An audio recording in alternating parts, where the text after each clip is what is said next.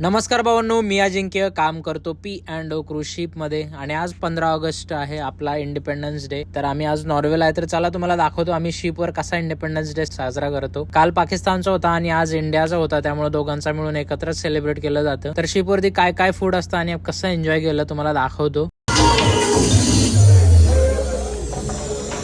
गाणं संपलं, 7 समंदर लागलं आणि गाणंच संपलं.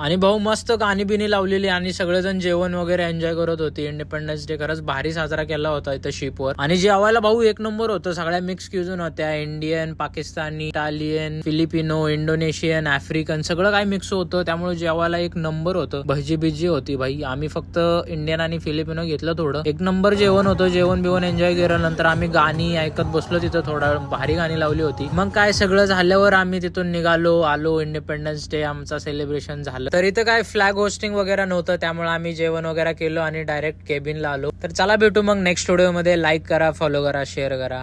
Bye bye.